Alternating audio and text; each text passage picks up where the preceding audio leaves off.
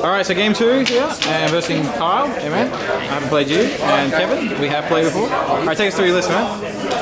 Alright, similar to the last time I versed you, I got a squad of pink horrors, 10 of them with the Herald. A squad of 11 with the Herald, another squad of 11 with the Herald. This guy's got the Grimoire, and this guy's got the Portal Glyph. So there's the only demon army that's actually WYSIWYG. Yep, and the big guy, I got, Balls to the Walls, Demon Prince, pretty much every upgrade I can give him, and I have 3 flamers in reserve. Alright, and Scott.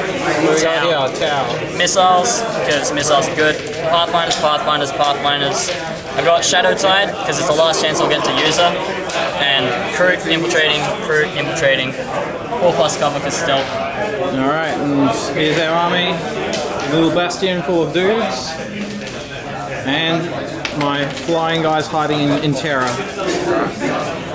Alright, so Tau and Demons together. Who would have thought it? Normally they're arch nemesises. Nemesi.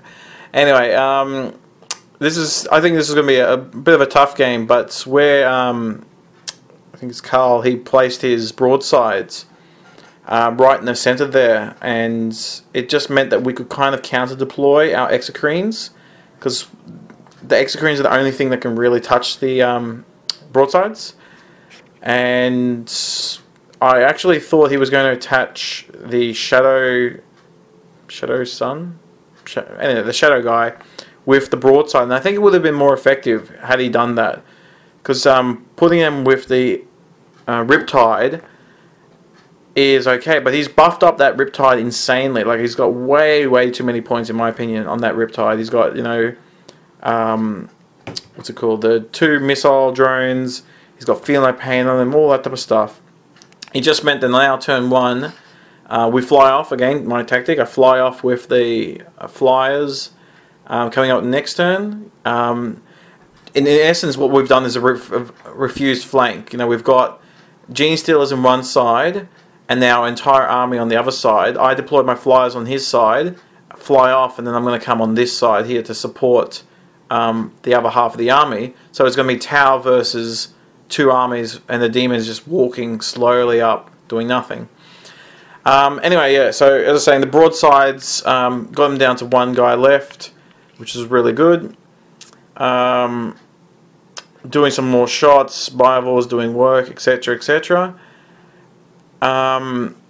We actually got, and I don't want to spoil anything at the end, but we got first blood by the demon player rolling on the Warpstorm table and getting, I think it was Nurgle. It then hit a couple of my guys, but it hit the Pathfinder squad, which made it run off the table. And so we got first blood because of that. Dun dun dun. Yeah. Anyway, so you can see the demon player, he's just pushing forward. Demon Prince trying to get and become useful. All the other little dudes coming through. The Portal Glyph is insane this game. He threw it out turn 1, and it's been spawning every single turn. Every turn. I don't even kill it at the end. One thing I made a mistake in this game, which was I pushed forward with the Gene Stealers, picked up the mini relic, which is one of the secondaries, and then I ran away with it. I should have, now realizing it, pushed forward and just kept on pushing forward, made itself a target. Because I think I actually decide, I go, oh wait, I make a mistake. I push forward turn 3 and it's now too late. So you can see me, I'm pushing forward. I think this is now turn 3. But if I was 6 inches more forward, I'd actually be useful. But being right now, not that useful. Anyway, my Hive Tyrants, they fly on.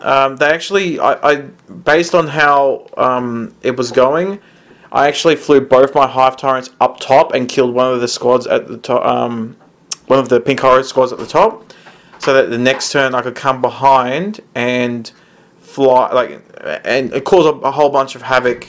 And the main reason was because I'm trying to hide from the vector strikes of the Demon Prince. Now the Demon Prince didn't actually kill the Exocrine on the charge, or even if it did, wouldn't matter. The whole point was I charged him with a bunch of gaunts, and now he's stuck in combat for a very long time with gaunts killing. He's not got black mace or anything like that. The crone is doing work. It flew up, did the vector strike on Shadow Sun, actually managed to get the kill, which was awesome. So we got the Warlord point there, and makes the Exocrine, not the Exocrine, the Riptide a little bit easy to kill. Then did some flamers and all that. So really happy with the crone.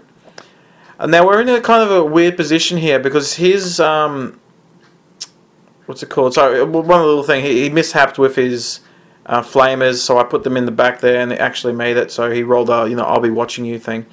Anyway, so because he spawned so many out of that portoglyph, he actually has a ton of options in terms of capping objectives. So really, the only way, in my mind, to do this is contest objectives and hold one and hope he doesn't do it. And that's kind of what we're trying to do here. Now, we've charged the Riptide with gaunts to hold it up. It's still fearless from Fearless Bubble thing. I'm pushing. Kevin's pushing forward with the Hive Guard. It's got a relic as well. And you can see that the Gene Stealers, it's too late. Like, imagine if they were 6 more inches forward, then they could actually be useful. Because they can't run, because they've got a relic secondary. So it's just that it was doomed from the beginning. I'm now pushing back, realizing it's too late, and they're holding that objective for now. My other Hive Tyrant, it's flown back. It flew back because it needed to. It only had 1 wound left, and it's my Warlord. And the other Hive Tyrant flies in and contests their last objective.